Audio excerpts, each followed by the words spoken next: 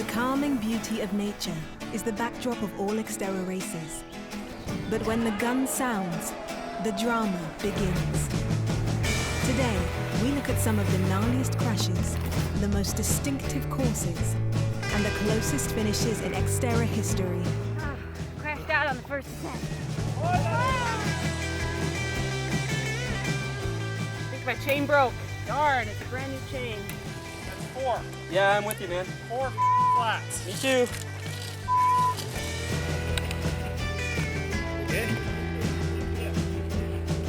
XTERRA races can be infuriating, as when equipment fails, or thrilling, as when a herd of deer chooses to stampede across the course.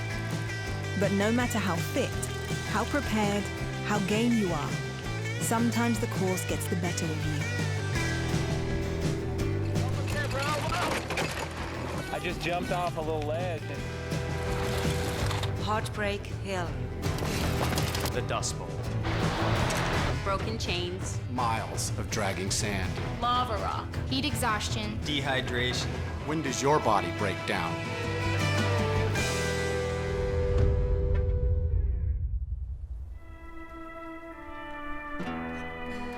In 2016, at the Pan American Championship in Utah, first-year pro racer Liz Gruber got a less-than-kind introduction to the unpredictability of XTERRA mountain bike tracks. I didn't get knocked out. It happened really fast, and looking at the video, it just looks like I ran over a landmine or something, because you have video footage, and I can't tell what I hit at all. And I just tumbled, and my bike flew up and over the trail, and people came behind me pretty quickly and helped me and were really nice. Gruber, who had broken her collarbone, was in major pain. I don't know, I just heard there was a rider down up the trail, so just ran up the trail to help out however I could. And just carried her bike down and helped walk her out. Looks like she probably broke a collarbone, maybe a couple ribs. We need medical on September 15 up the hill. The downhill just has a couple bigger rocks that you just need to avoid, and I think I just had my weight perfectly imperfect, and it just pitched me forward. September 15 up the hill. I kind of jogged a little bit with my bike to get to that road to be able to get out, and I was like, dang it, I feel so strong right now running. Take a deep breath. I broke my collarbone pretty cleanly, and it was displaced, so that means I needed to get it reduced and surgically repaired with a plate and 7 pins. The strength wasn't back for a while, and I couldn't work for a while, but it was fun to come back and continue to race XTERRA.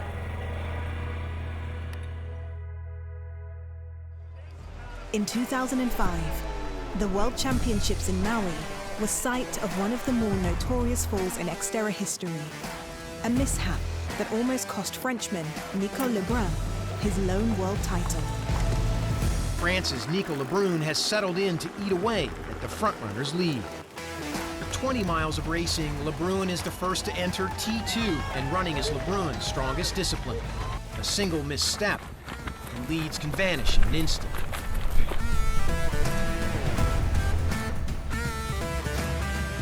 Pressing for the finish, Nico Lebron gets ahead of himself. Over 2 hours of flat-out effort comes screeching to a halt on a piece of lava. It was a broken elbow for the 32-year-old, who had previously won 2 World Championship medals, but no goals. Lebron grimaced through the final quarter mile to claim the career-defining, if painful, victory. That really hurt. Still won, and I realized that the after party was more to cure the pain than to celebrate.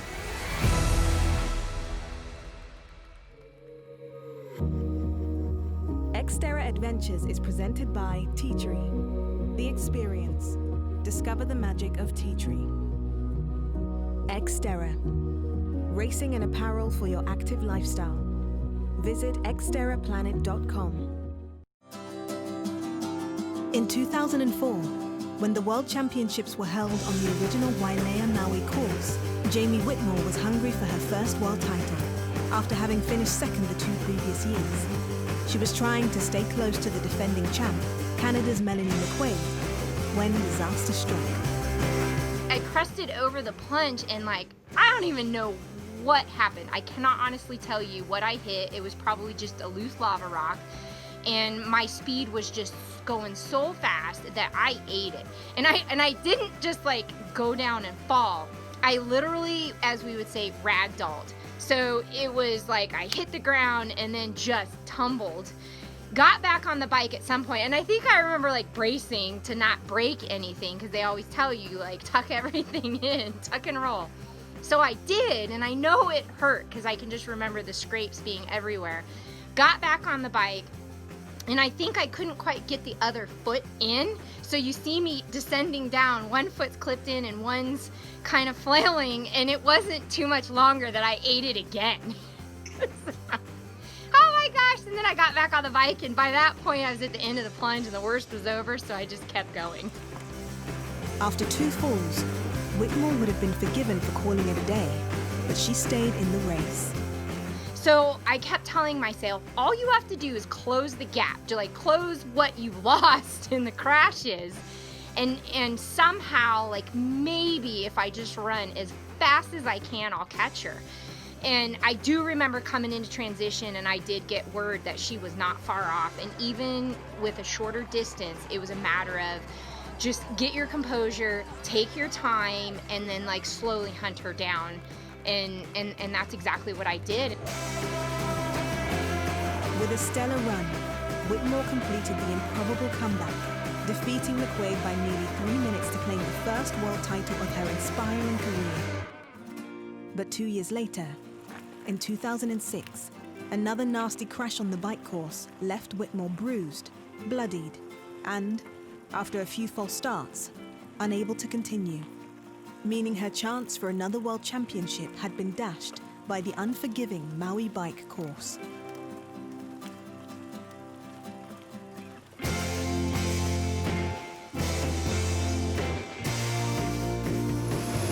Giving the race all that you have is no guarantee of the result you deserve. This isn't going to be a pretty visit to the hospital. I have this need for speed, and sometimes it bites me in the butt, and today it bit me in the butt. In 2011, Lance Armstrong qualified to race at the XTERRA World Championships by finishing 5th at XTERRA Utah, and he entered Maui with ambitious goals. Going out there and giving my best, and maybe that's top 5, maybe that's top 10. Could be better, I don't know, but that's why we have the race. We'll go out and find out. What he found out was that XTERRA can be brutal. Armstrong was leading the race when, with a mile to go on the bike, he crashed and hit his head so hard he cracked his helmet. Despite a concussion, Armstrong got back on his mountain bike and finished, but he faded badly, ultimately placing 23rd, an inauspicious ending to one of XTERRA's most infamous episodes. To win here, you've got to be on in all 3 disciplines. The depth of the field is so strong that you have to have a great swim, an amazing bike, and then one of the top runs. I'm definitely here to win. It's been a big driving force in my life for several years to come out on top in this race, and I feel like this is the year. The 15th time was the charm for Josiah Midor in Maui, but his race to the world title wasn't without incident. The father of 3 ran smack into a tree he had intended to hurdle, but managed to hang on for the win.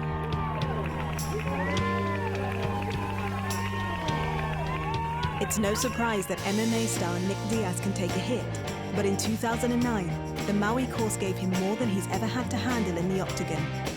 I fought a lot of people and a lot of really good competitors, but as far as XTERRA goes, Mother Nature's going to definitely be a really tough opponent. The notorious plunge had claimed another victim.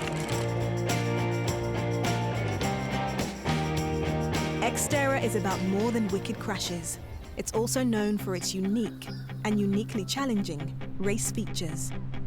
Case in point, XTERRA France's mass start, which sees all 2,000 competitors diving in at once, churning through the water en masse, looking like a colossal school of spawning salmon. And once competitors survive the swim, they get to take on a mountain bike course featuring man-made ramps. We're here around the Lake of Saint-Rue, and XTERRA France is famous for one thing though, the bike park. Just tell me it's all gonna be alright. We got berms. So we got pump tracks. There are some small ramps. We got big ramps too! Started to build this bike park in 2011, pretty soon, when the XTERRA France was created. Today they need 2,800 wood pallets to create the bike park, which is quite huge, and 5,000 screws just to build everything up. It's a big signature of this race. For sure it had a big value because the atmosphere, it's amazing. You have people going on top, on the bike, under it, for spectator running. So it's a beautiful setup. Perhaps less inviting is the huge surf that greets the World Championship competitors in Maui.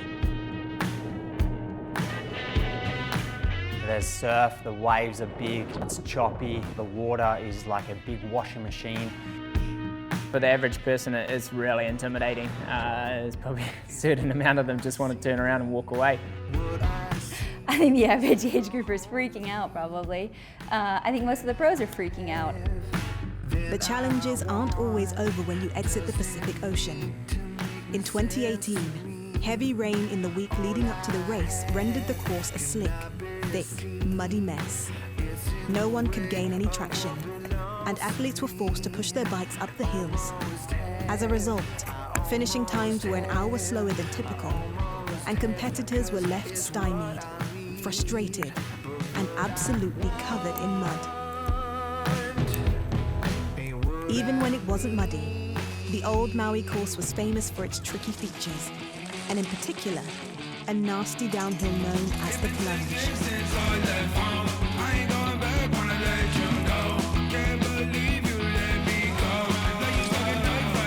The plunge was always difficult just because of the lava rock. It was the one descent that just had piles and piles and piles of lava rock. And what you have to understand about lava rock is it's not heavy and dense like a lot of other rocks that you'd find, say, on the West Coast, and if they're not stuck in the ground. As I described before, it's just like a bunch of giant marbles, and they just go everywhere. So when you're descending, if you hit a big one the wrong way, like it'll knock you down. Welcome to the plunge. Gotta go. The plunge is death-defying. Sort of thing that you want to be able to hit at speed, but maybe not too fast. It's fast and loose, and that as long as you stay on the trail, you're fine. The front wheel always starts bumping from one side to the other. It's just rocks everywhere, crashes, blood. Need a beer. This segment is presented by Tea Tree, the experience. Discover the magic of Tea Tree.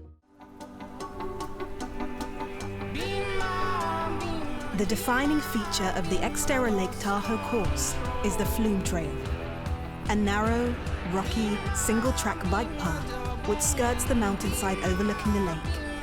The views are breathtaking, but the trail is not for the faint of heart.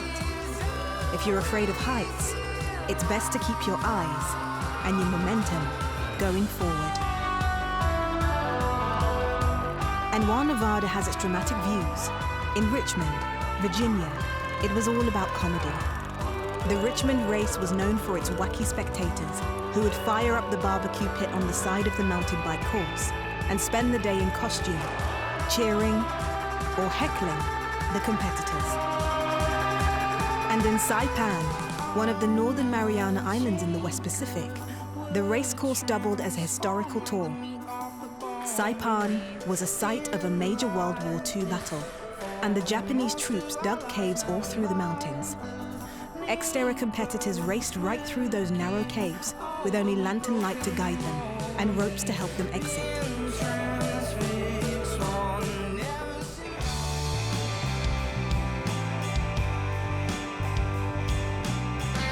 In a quarter century of racing, XTERRA has seen some dramatic finishes, perhaps none more than in Utah in 2016. After 2 hours and 20 minutes of racing, Braden Curry of New Zealand had the lead on Josiah Middle, entering the finishing chute, but the American was closing fast. Middle had taken the win by 7/100ths of a second, the closest finish in XTERRA history. For the race, there's a fair amount of hype, and there's some clips of Braden saying if he got off the bike with any kind of lead or even within 30 seconds, there was no way anybody could beat him, and something like that. And just I remember it kind of lighting a fire under me a little bit. Middle hasn't always come out on the winning end of those close finishes. 8 years earlier, at the inaugural XTERRA Winter World Championships, Middle held the lead just 20 meters from the finish line when he was passed by Brian Smith, a more experienced skier.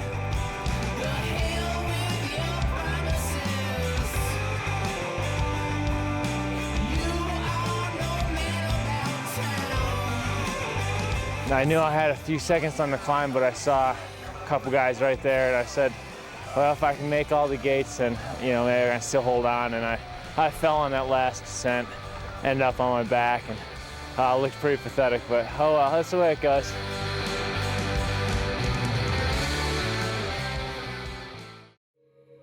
XTERRA Adventures is presented by Tea Tree. The Experience. Discover the magic of Tea Tree. XTERRA. Racing and apparel for your active lifestyle. Visit xterraplanet.com. Melanie McQuade is a 3-time world champion and an XTERRA legend. But for all her success, one of her most memorable races is the one she failed to finish. At the 2011 World Championships in Maui, the Canadian was on her way to a 4th world title. Only 100 meters from the finish line, when she started to swerve and stumble on the beach.